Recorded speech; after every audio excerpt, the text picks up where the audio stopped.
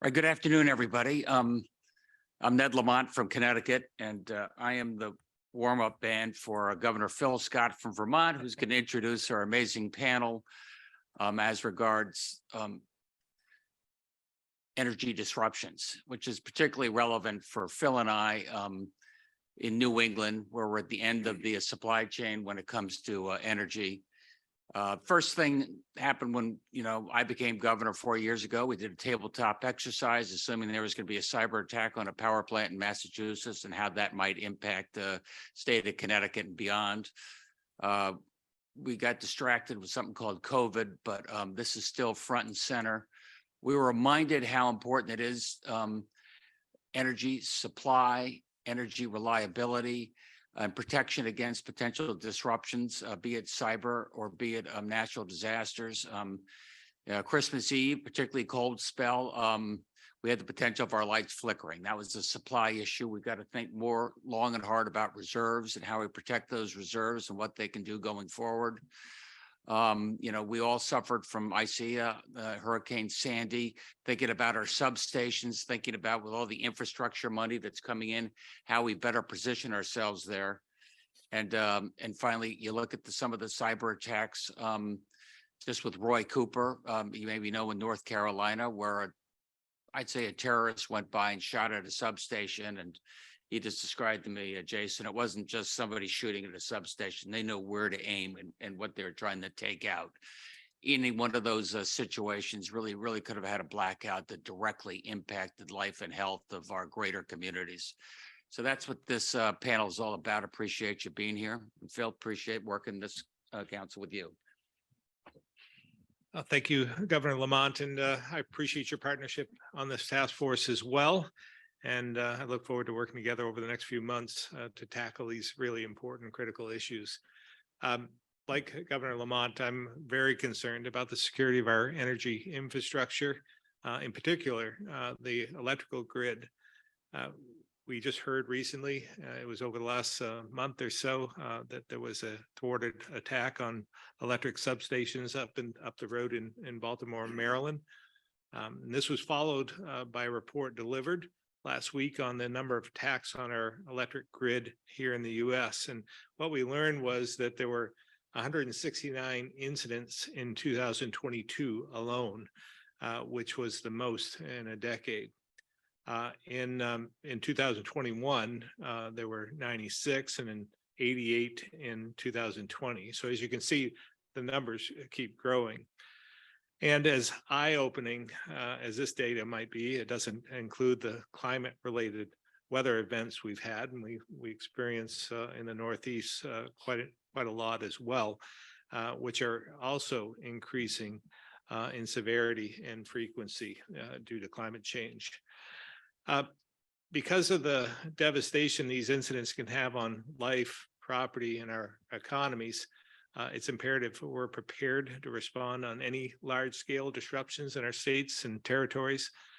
We also think we got to be forward-looking and examine the current policy trends in order to build a more resilient energy landscape. In Vermont, we're electrifying our transportation sector very quickly. We were an early adopter of EVs. We built out our charging infrastructure before many other states had. We used some of the VW settlement money to do that. And in fact, I'm proud to be the first governor in the U.S. who travels every day in an EV, the F-150 Lightning. So we put about 15,000 miles on that in the last 3 or 4 months. We also have a company in Vermont called Beta. And Beta Technologies is leading the way on electric aviation. It's a big deal for us, a big company. And we think it's part of the answer for the future. In Vermont as well, our legislature created a climate council. And as a result of that council, we've adopted the California Clean Air Rules, which means new vehicles sold in Vermont after 2035 have to be electric. So that's why all of this it's so important we get this right. because as we transition to a carbon-free world, our dependence on electricity will only grow. It's fairly simple math. Today, we'll hear from several experts in energy security to take a deeper dive into understanding what resources are available to the states. And first, we have Director Kumar, who leads the Department of Energy's Office of Cybersecurity, Energy Security, and Emergency Response. Second, we have Commissioner Allison Clements from the Federal Electric Regulatory Commission. And finally, we have Mr. Jason Bordoff, the founding director of Columbia University's Center on Global Energy Studies. So Director Kumar, we'll start with you, if you don't mind. Great. Good afternoon, everyone. And thank you to the National Governors Association and this task force for hosting this conversation today. As was just mentioned, my name is Piyush Kumar, and I lead the Department of Energy's Office of Cybersecurity, Energy Security, and Emergency Response. That's a really long name, so we shorten it to call ourselves CSER. If you ever need to reach us, Google CSER, DOE CSER, and you can find us pretty easily. Before I begin, I do want to introduce one of my colleagues who leads all of our state, local, territorial, and tribal efforts. Brandy Martin, who's over there. Her and her team are really focused on partnering with the states, localities, territories, and tribal communities so that we are partners with you all when it comes to security and resilience. We recognize that it has to be a partnership. So CSER, what are we focused on? Broadly, we're looking at the security and resilience of the U.S. energy sector. We're looking at everything from cyber to physical security and, of course, climate-based risks. And I'll talk about each of those in a second. We are working with the electricity sector, oil and natural gas providers, and more, a lot of the renewable companies that are connecting into the grid. And so we really do need to be thinking about the grid of today, but also what does the grid of tomorrow look like in the context of all of these threats and risks that are upon us. So, I'd like to start with just a quick overview of the threat landscape as we see it. So the three big areas that we're really focused on: cyber, physical threats, and climate-based risks. First one on the cyber side, cyber continues to remain a significant threat to the energy sector. Every year, the Director of National Intelligence releases an analysis called the Worldwide Threat Assessment that talks about what are the big threats to the U.S. more broadly. In that threat assessment, it continues to highlight the ability of nation states like China and Russia having the ability to disrupt both electricity and natural gas using cyber means. That threat assessment continues every year. And one of the big reasons that the Director of National Intelligence wants to include that is we want to let the public know, we want to let energy companies know, and of course we want to let states know that this is a real threat that we have to work on together, because this threat just continues to increase exponentially.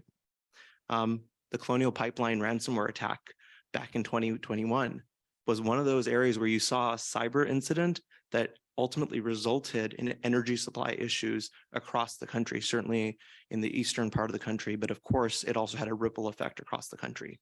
And that was a ransomware attack. That wasn't a nation state. That was a criminal actor. And so if you think about the capabilities of a criminal actor versus a nation state, imagine the potential impacts you could have. But that in and of itself should have been a huge wake-up call in terms of the connection of cyber being able to affect physical energy supply disruptions. Now, moving on to physical attacks. We've seen physical attacks for a number of years, right? So we've seen copper theft, we've seen vandalism for a number of years. As the governor mentioned, we have seen an uptick. We've seen an uptick over this last year in physical security incidents. And of course, we've seen more specifically targeted gunfire or plots that, thanks to our colleagues at the FBI, were able to be disrupted before they were carried out. This concerns us.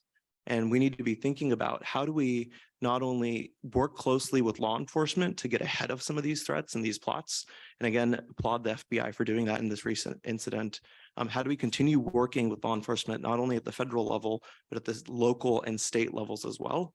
And I know in North Carolina, They were able to do that. Duke worked with the local law enforcement as well.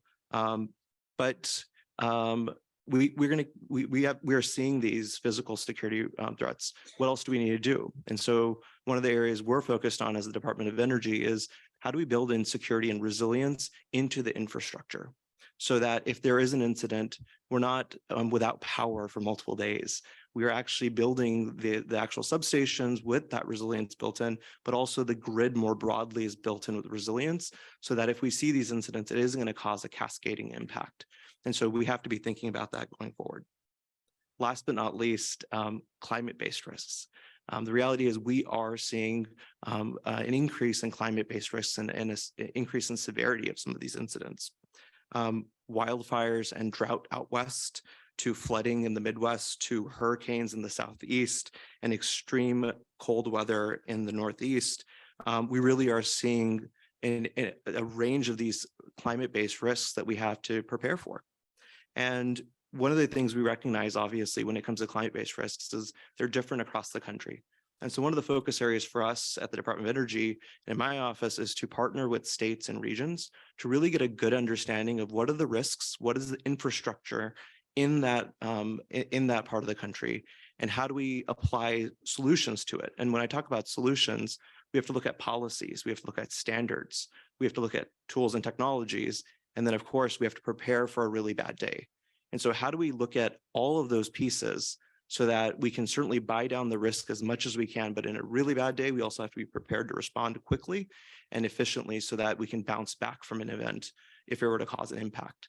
And so that is what we are thinking about when it comes to those three types of risks and the broad risk landscape. Now, what do we do about it? So there's a couple of things that are on our radar at the Department of Energy that I'd like to share. First and foremost, the President's bipartisan infrastructure law that was passed in late 2021 is an opportunity like none other that we have in the energy sector in the US. The Department of Energy got $62 billion to execute over the next 5 to 10 years to enhance the security and resilience of the sector. A specific portion of that money is going to go directly to states, and the states are going to be able to implement that money to inform resilience investments going forward. And so where we come in as CSER is we want to partner with you to build out the risk profiles, build out the understanding of the risks in your states and regions. So we use a tool called state energy security plans. Every state in the infrastructure law was required to have an updated infrastructure state energy security plan. And so we're going to continue working with your states, your energy offices, and we'd like to see Homeland Security advisors and others coming to the table, the utilities and oil and natural gas companies all coming to the table to inform the development of these state energy security plans going forward. And so we want to work with you to do that. We want to bring the capabilities of the national laboratories at DOE to help inform that risk profile so that you can then develop the plans for preparedness and mitigating these risks, not just for the risks of today, but the risks 5 years down the line, 10 years down the line. So that's an area we really are focused on in partnering with you all. On the physical security side, one of the areas we want to focus on is working with law enforcement. We want to help them really understand the criticality of some of this infrastructure that could have a disruptive impact like we saw in Moore County. How do we work closely with partners in law enforcement at the local level? We're working with FBI and we're pulling in DHS and fusion centers across the country, but really we're going to be working with that community to do that. Now, some of that same funding that I just mentioned a second ago can also be used to build in resilience into some of these substations. So there's a real good connection there as well. And last but not least, on the cyber side, this continues to be a priority. And I know in New York recently, legislation was passed to have cybersecurity requirements for critical infrastructure like the electricity sector. What we would like to do is partner with states across the country who are already considering this similar type of legislation to say what makes sense. What should we be thinking about when it comes to cyber baselines across the country? What is the bare minimum that we all should be doing when it comes to cybersecurity, when it comes to critical infrastructure? But we want to do that in a coordinated way. One of the one piece of feedback I've heard from a lot of the utilities is we don't want a patchwork of requirements when it comes to cybersecurity. What we'd like to do is really have a coordinated approach. And so that's one area we're going to be focused on. You've probably seen this in the news. The White House will be releasing the national cyber strategy soon. And that's going to be an area it's going to be part of the strategy is how do we really look at cybersecurity baselines, and with the understanding that we have to do this in partnership with all of the states and with owners and operators of this infrastructure. So those are three big things on my radar in terms of areas we're going to be focused on: state energy security plans with all the funding that's attached to it, working with law enforcement, and of course, really ensuring cyber is synonymous with reliability and it's synonymous with safety as we think about the grid of the future. With that, I'll be happy to answer any questions once we're at that portion. Thank you so much. Right. Thank you, Bush. Allison? Thank you very much, Governors. It's an honor to be here with you today. And thank you for including the Federal Energy Regulatory Commission in this conversation. For those of you who don't spend all day thinking about FERC, we are a 5-member independent regulatory body that was formed out of the DOE Organization Act of 1970 something. And our predecessor was the Federal Power Commission. We have responsibility for, under the Federal Power Act and the Natural Gas Act, for the transmission system, the bulk power system, as well as for the siting of interstate natural gas pipelines. And since 2005, the Commission has had responsibility for reliability of that bulk power system.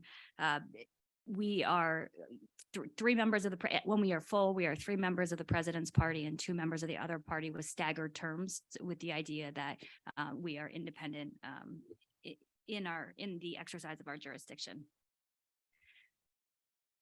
So I think you framed the issues really well, Director. It's we are facing this set of realities, whether we like it or not. So before we get to the weather and the climate, we're facing an outdated electricity system. The transmission infrastructure, much of it has been around 50, 60, 70, 80 years around this country, and it has served our system well. It has been the backbone of the U.S. economy for the last 50 plus years, and it's done what it was supposed to do, which is deliver reliable and affordable electricity to customers. Things are changing more quickly than they ever had. That is true because of a changing resource mix. The changing resource mix is coming. It used to be coming just from state policies, but now it's coming increasingly from utility plans, from commercial and industrial customers, from individual customer demands, and all of those things add up together to be just good old-fashioned economics. So we have a changing resource mix. The rules and the electricity system wasn't set up to satisfy the needs of the set of resources that are now in line to interconnect to the grid. And to your point, Governor, about the need for this generation, there's double the amount of generation lined up to get on the grid than are currently on the grid. And that's an issue that we need to deal with. The evolving cyber and physical threats to our system, again, the system wasn't set up contemplating these risks. And then you put on top of that the climate risk, these extreme weather events. It doesn't matter what kind of resource you have on the system. None of them were set up to withstand these 10-day, 11-day, either heat domes or extreme cold weather situations that you all are experiencing. That's the challenge we're facing. And we have an obligation to plan for these realities, whether or not we're a state that comes to the table and says, hey, state over there, I don't know what you're doing, but I don't want to pay for those policies you're passing. Or if you're a state next to them saying, hey, I know I need transmission to facilitate this new policy that we've passed, and we're not going to get it done without it. I think the starting point is it's stipulating across states that that's the reality we're in. And the other thing to stipulate is that money's getting spent. This is not a question when we think about this infrastructure investment about whether we should spend money on new transmission or whether we shouldn't spend money on new transmission. The reality is utilities need to and are spending billions of dollars a year on new transmission investment. So how do we update the regulatory framework that accounts for these risks we're talking about in a way that the money that is going to be spent will be forward-looking and will save customers in this longer term? So there is an opportunity to get at some of these issues in the planning timeframe. That's not the resilience timeframe of the outage and the way that we get back up and running quickly. It's not the timeframe where a new emerging cyber threat is identified and comes in. I'm talking, let's back up 10, 15 years. How do we now look forward and plan the system to these realities? You can do a lot of things when you have to improve the situation. And this infrastructure is all investment that you have to think through the costs.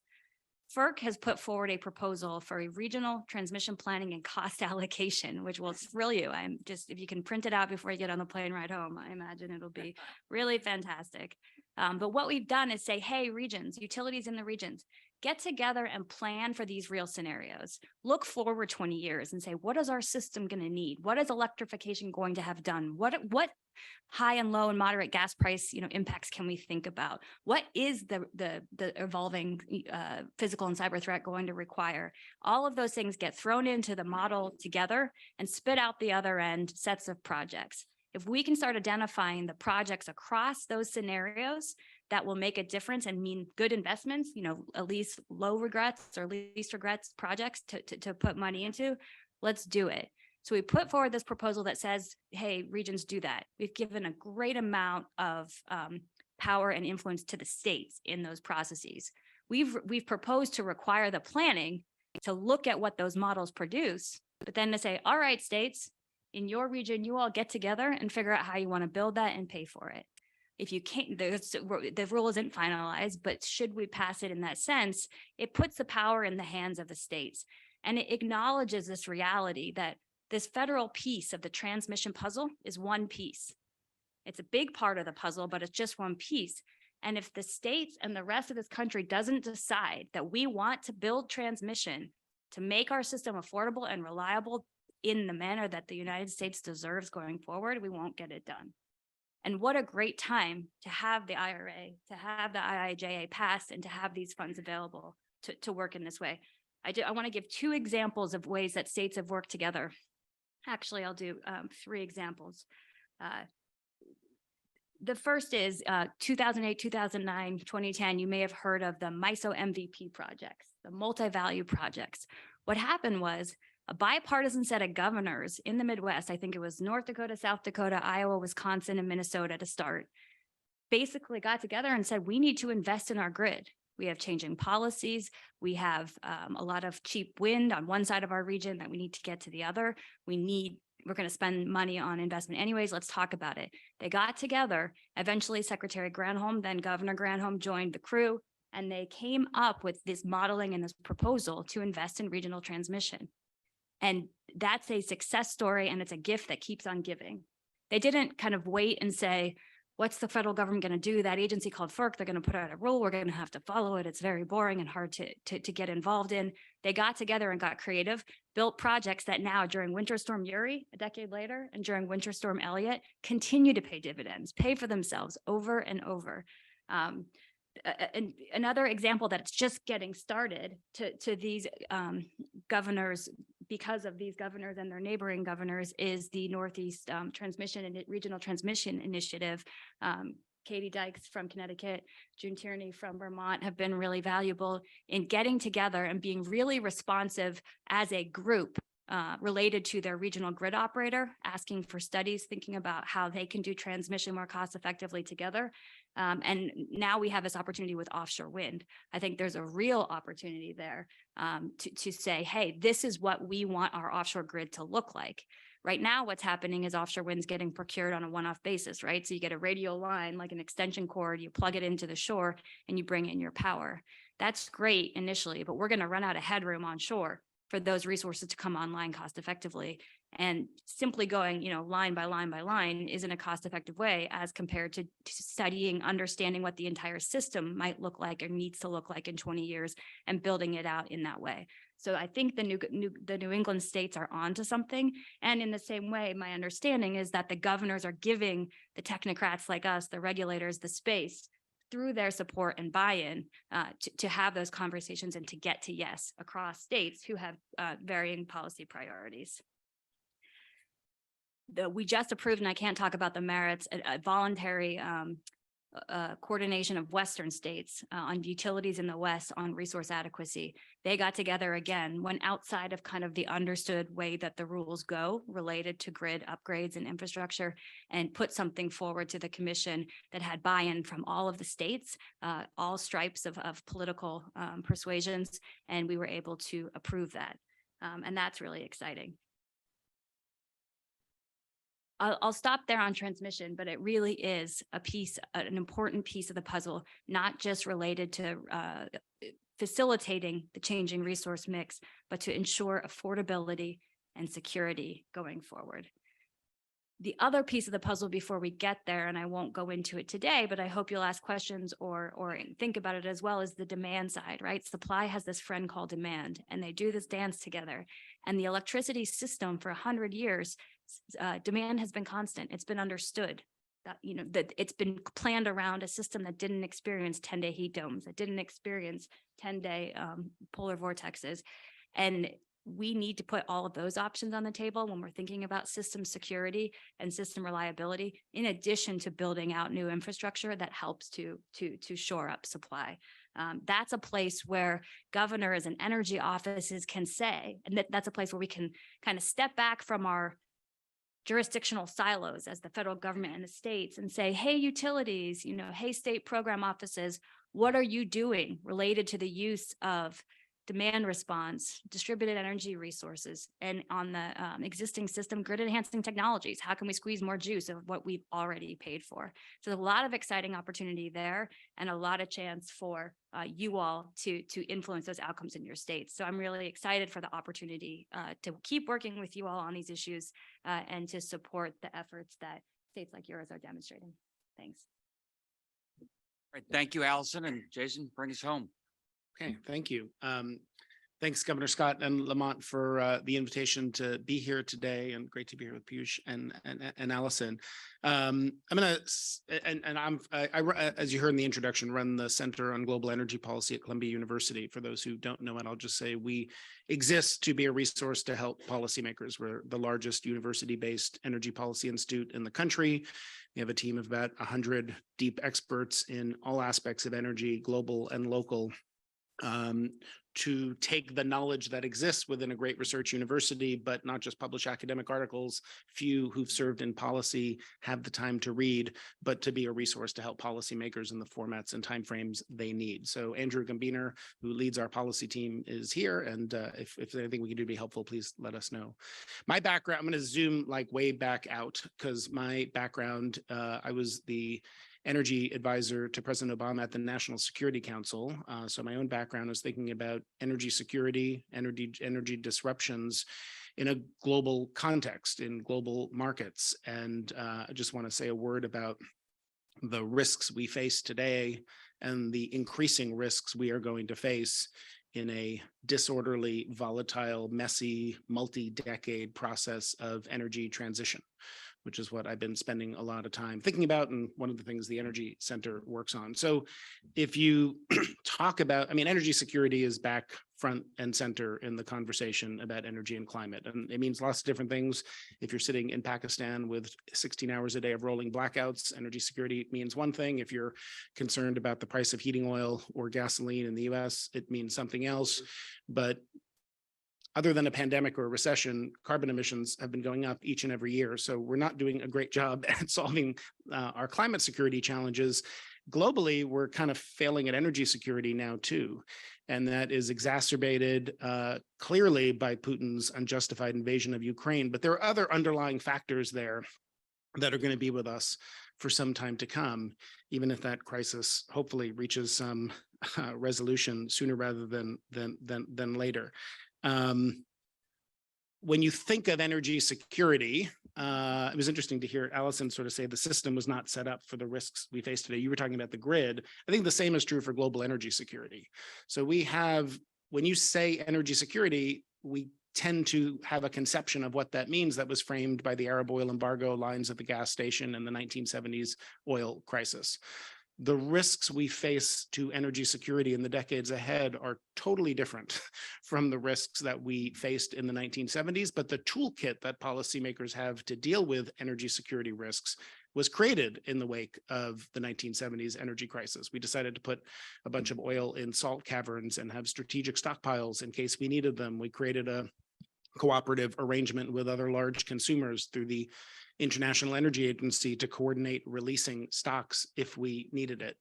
And those tools aren't fit for purpose anymore. There's a whole new set of risks that we're going to face.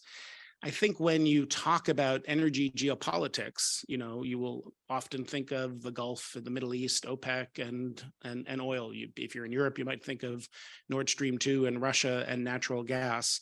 And there's a sense that when we have an energy transition, we're not going to need oil and gas nearly as much, and somehow energy geopolitics will be a thing of the past. I think that's badly misguided. I think the energy transition itself is one of the greatest geopolitical disruptive forces and risks we face in the coming few decades. That is not a reason not to have an energy transition. We need a faster one, not a slower one. But we do need to think about risks to energy security along the way so we can navigate them, we can manage them, because as we've seen with yellow vest protests or anything else, if you fail at energy security and affordability and reliability, you undermine your ability to have a faster rather than a slower transition and maintain support for it. And we do have a moment now, I really do believe, where many, not all, but most of the things you would do to enhance energy security also do point you in a lower carbon direction, including the wide scale electrification of the grid. And then obviously where that electricity comes from matters.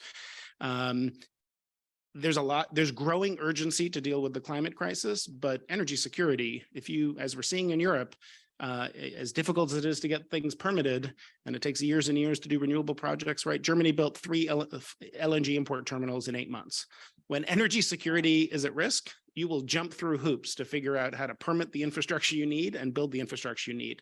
We now have the opportunity to combine the urgency of energy security with the urgency of decarbonization to move much faster to build the infrastructure that we need. When we get to something close to a net zero energy system, and we're not on track for that today, but hopefully we can make something like that happen by 2050 or as close to it as possible, that system itself will have new and different energy security risks. As Governor Scott said, we're going to have an energy system that's 2 or 3 times as electrified, the size of the grid, much more electrified. That means that grid flexibility becomes a much bigger challenge. In the International Energy Agency's scenario for net zero by 2050, grid flexibility measured by the need to draw on other sources when they're needed increases 4-fold from the level it is today. The new International Energy Agency World Energy Outlook, I remember the phrase, flexibility is the new watchword of energy security. That's how they describe the challenge of a grid that is 3 times as large with a much, much larger share of intermittent energy sources layered into it. And then, of course, we have a whole set of other risks with critical mineral security and supply. 70, 80, 90% of critical minerals are refined and processed in China now, as we know. We're going to see the idea that petrostates collapse. Well, that may be true decades from now, but they're going to become more influential before they become less influential, because in a world where oil demand starts to decline, and that's not happening yet, the share that comes from OPEC is larger as a percent of the total before total oil demand is smaller. The risk of a disorderly transition. So it's not just the risks we might face from clean energy and how to mitigate those, but the multi-decade process of getting there. And we're not going to get it exactly right. We're not going to perfectly synchronize declines in supply with declines in demand. We're seeing that today. Part of the reason Putin was able to weaponize gas the way he did, and if you were ever going to weaponize gas, now was a time when Europe was more vulnerable to it than otherwise might have been the case, is because there's no margin for error in global energy markets, right? We have pulled back investment. Who's investing in a new refinery now? You can sort of see the writing on the wall where that's not going to be a good long-term investment. The same with some new sources of oil supply, but the world's demand is going to be up about 2 million barrels a day this year. It's not quite going down yet. So it's really actually hard to synchronize declines in supply with declines in demand. If you get those things wrong, then the parts of the world where that supply exists and flexibility of supply exists become more geopolitically important before they become less. Who's investing to increase global oil supply now? Tens of billions of dollars from the United Arab Emirates, from Saudi Arabia. That's who's investing to increase how much oil they can produce in the future, even as some of the large Western financial institutions and Western energy companies gradually pull back because of the urgency and the social pressure and the demands from investors to accelerate the transition. So all of those things raise new energy security risks, and we need a new toolkit to deal with it. We need new tools to deal with more and not less volatility moving forward. I testified several times in the last decade about why it was misguided for Congress to sell our strategic stockpiles of oil to pay for other non-energy security related things. And I think we're being reminded today that it's kind of useful to have strategic oil stocks. We should think about that for other fuels, for other potentially other energy needs, critical minerals, and all the rest.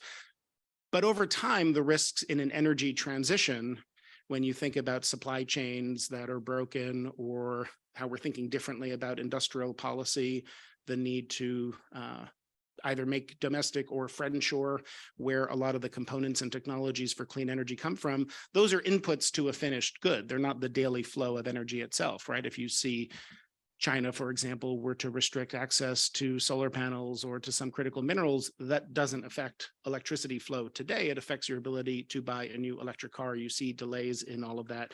So the big shift we're going to see over time is sort of a shift where energy security over time becomes less about global markets and geopolitics and foreign policy, and more about what we've been talking about, physical risks to a grid, where a grid plays a much larger role. Physical risks from climate change, or from cybersecurity, and sort of infrastructure resilience becomes more and more important for that. So there, I think we face. I won't repeat what has already been said, because Commissioner Clements and Director know it better. But the future of the energy transition and the clean energy ecosystem are going to more and more depend, as you said, on demand. We're going to have more and more Internet of Things and a digitalized energy system that's putting more resources into the grid to focus on things like demand response. We're going to see more cybersecurity risks to a system that's more interconnected, that's more electrified, and the tools that our enemies overseas have, state or non-state, are growing in that regard. And of course, the physical threats and risks of climate change are growing. So I think all of that leads to a place where we need more coordination between federal agencies, state and local governments. We need more collaboration between the public and private sector to secure critical infrastructure. The infrastructure bill and the IRA made huge investments in cybersecurity. And these historic investments in cybersecurity and resilience are really much needed signals that government, I think, is taking this seriously, as we heard today. But this type of funding just has to be required consistently over time and has to be dedicated for securing the energy sector. We need new and creative policy approaches at the local level, on the grid, at the international and federal level, to think about these tools of energy security to better match the energy sector's digitally connected business model in the future. Today, I think regulation and policy moves too slowly. It's not designed to help companies adapt to an increasingly electrified and distributed and digitalized world. And some of that is within the control of states and governors. Some of it is at the federal or even international level. And I would encourage governors and their staffs to also be talking to our federal leaders, not just in the domestic grid FERC world, but in the foreign policy and national security world, about the risks that you face. If you think about the Northeast, for example, the US is going to be, we're going to have about 2 or 3 times as much LNG export capability by the end of the decade as we do today. We'll be more connected, not less connected, to a global gas market. Shocks to the global gas market, like in Europe, will have a more outsized impact on the price that you pay, say, when you're in the Northeast and your marginal unit sometimes is the imported cargo of LNG. So those are things we're going to need more tools to deal with to make sure that we can smooth those disruptions and protect consumers from disruptions like that. Again, flexibility is the new watchword of energy security. I think that's an important principle to keep in mind as the transition unfolds.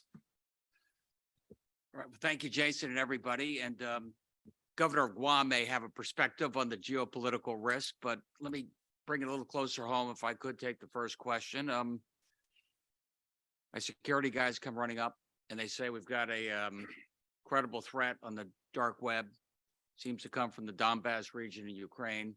A cyber attack is pending. It could take out the southern part of your state for an indeterminate period of time.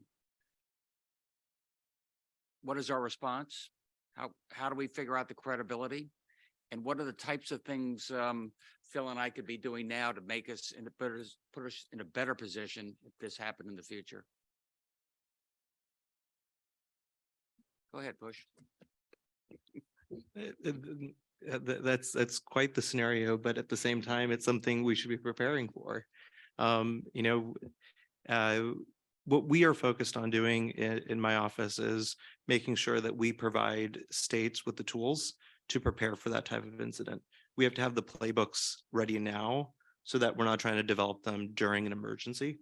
And so that's one of the areas we're going to be focused on. We are focused on is bringing together states with ourselves. But one of the things when I think of the cyber risk in coordination with the energy risk is it depends on where you are in the country. There's some states that do a tremendous job of pulling in the energy offices with the Homeland Security offices. In other states, it's not as great. That's one area that we're going to be focused on is bringing both of those communities together to say, we need the Homeland Security advisors talking to the state energy advisors so that they recognize the fact that a cyber risk to energy could be just as disruptive as a cyber attack to a hospital. And in fact, it could actually be even more debilitating because it could actually impact the hospital and the airport and everything else in the state. So one of the focus areas is really to your question, Governor, we need to bring stakeholders together who may not be talking to each other, that to recognize that things like cyber could actually have an impact on our economy, on our national security. And so that's where we're going to be focused on. We have tools on our website for states to use today. And if you need more resources, we're happy to provide you with them as well. Jason, do I pay the $10 million in ransomware? I think that is a question for Director Kumar, who would know better than I, or it's not an easy question to answer, but it's going to come up again and again. I mean, that is, well, we've seen that and in reported and not reported cases already where that is exactly what has to be done. And the question is what kind of response there is from the government, including the federal level, to make the perpetrator that pay for that, which may come after the fact, after that $10 million has been paid and may never be known to anyone. But at the moment, there's probably little choice but to do that. I just wanted to, Governor, your scenario is very real to our island of Guam. As you know, we are out there very close to Asia, and geopolitical issues do play a great influence in how we act and respond and so forth. We have two major military bases in Guam, and everyone, even Congress, knows that Guam is very important in the nation's security, not just for our Pacific Island regions, but also for the United States. So we are working hard to protect all the governors in the 50 states of the nation and the citizens of the United States. Cybersecurity is a very big threat. And I know that if the Chinese are really going to be very serious, and they are serious, the Taiwan and Chinese relations are not getting better. Spy balloons are being shot down. And so the threat is very real. And so I think that it's very real that China could hack our cyber network. Our energy is very important as we provide the energy for the military bases. And if that energy is somehow cut off, attacked, and no longer available, your remarks about the airport won't work, Port Authority won't work, goods and services won't come in, hospital is going to be zero. We rely a lot on energy for our daily lives. And so that's why it's very urgent for us, like you said, to have a very prepared cybersecurity response. We also face climate change threats, not so much fiscal threats, but more cybersecurity is priority for us. And of course, climate change, as we have very strong typhoons out there also. Transmission is very important. We do not have a shared grid. We have our own grid. We share that with the military. So military is very concerned about our cybersecurity. We're working very closely with them. And you're absolutely right. Preparedness is key. We saw this during the pandemic. We were not prepared to deal with the pandemic. And as we responded to the pandemic, we responded as we went along. We don't want to do that for cybersecurity and energy. We want to be prepared so that we know how to respond. Resiliency is very key, very key. It's not just energy. Telecommunications is the big thing for us also. Water is another big thing for us. We're out there in the deep blue ocean, isolated from everybody, but connected through telecommunications. And that's very key. It'll impact tremendously to the security of our nation should we have cybersecurity threats there. And so we are working very hard to do the preparation. I think our government is working closely with your agency in terms of setting that up. Our Homeland Security is working very closely with the Joint Regional at the Marianas to set up a very strong, resilient cybersecurity preparedness response and plan. And not just preparedness and plan, but to practice it out. Because you can have all the great plans that you have. If you don't practice it out, you can't be in a crisis saying, oh, what is it that I'm supposed to be doing? No, you need to drill it always. So thank you for all your comments and your information. Certainly we'll go back and see how we can better strengthen our cybersecurity plans out there. Governor, thank you for your leadership in Guam. You hit the nail on the head in terms of that preparedness aspect. We work closely with Guam Power Authority. They've been a great partner with us in terms of thinking about the two key things that you just mentioned, both the cyber threat and then, of course, the impacts of climate when it comes to typhoons. And it is a multi-threat environment. And I personally believe we actually have an opportunity when we think of resilience, we can address both. We can do it. We have to think about it. And how do we take a look at both threats and how do we apply things? Ultimately, we want to make sure that the power remains on to critical services during an emergency. So while we're buying down the cyber risk and preparing for it, when we're building the grid of the future in areas like Puerto Rico and Guam and some of our island communities, how do we think of microgrids? How do we think of battery storage so that it can ensure the resiliency during a potentially really bad day? And so appreciate your leadership, and Guam Power Authority has been a great partner with us. Thank you.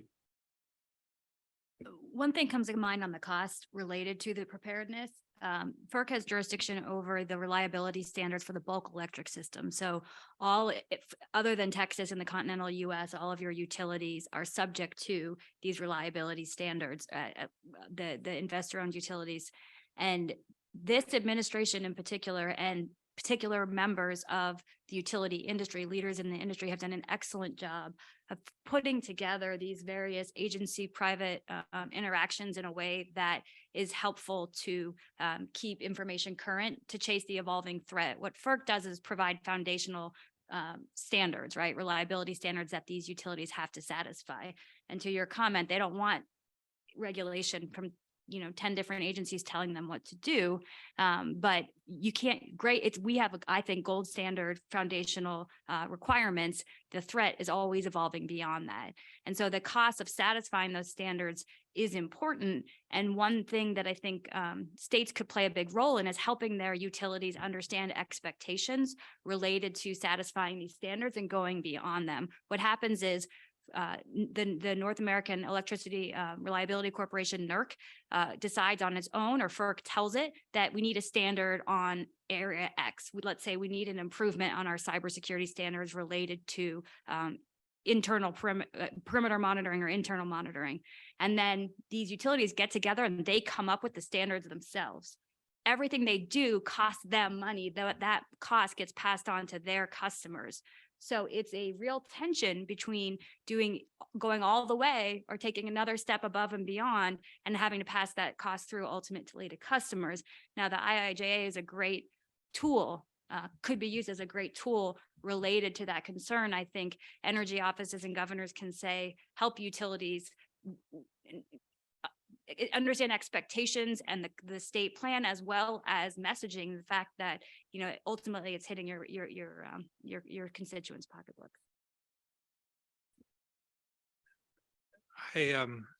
If I took a poll in Vermont, I think, and asked them if they wanted to go to a carbonless energy source and doing something with renewables, I would say the majority of Vermonters would like to do that. If I had another poll that went, and I don't think we're unique to other states either, if I went to the same people and said, would you be willing to put more utility infrastructure across your backyard? Would you be willing to have a wind turbine? Would you be willing to have a hydro project in the next door? They would say no. So we are faced with this dilemma where we have a number, our legislatures, many of the people of our states are demanding that we move in this direction, but we get stymied by permitting, by the very people who want to see this happen. So we're facing this in Vermont, New Hampshire, Maine. We've talked about it a little bit in with the New England states, but we need to get more renewable energy into the areas that need it. And in New England, that's in the more populated areas. But to do that, we get a lot of power from Hydro-Quebec, and we could take advantage of that. So we have a line that could be going down with the TDI line going down through Lake Champlain. We've been fortunate. We've had buy-in from the environmental community. They've been a part of this. It's fully permitted. But they decided because of price, I think it was Massachusetts, that decided to go with the Northern Pass.